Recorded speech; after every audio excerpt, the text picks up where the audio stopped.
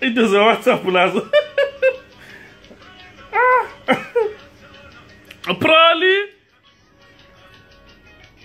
Prali fiki. Kithi mube lapha mntanami. Hlala lapha. Bengifuna ukubonga nje mntanami ngokupheka okwenzile izolo yazi. Hayi nduphekile mntanami kulabantu bemzini abecheche hayi ubudidireka sibili ungani uphekela umtchado mbonge kakhulu mntanami.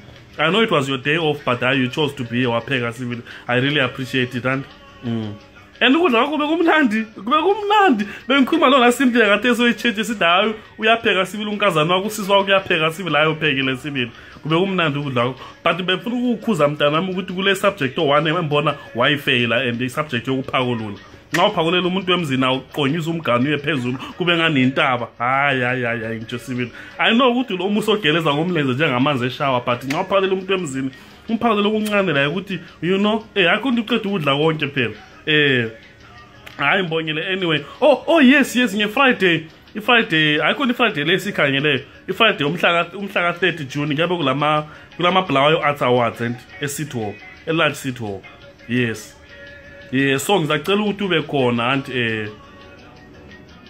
uyakwanisa ube khona yes hayi it's fine mntana mbonge kakhulu and yes uyapheka sibili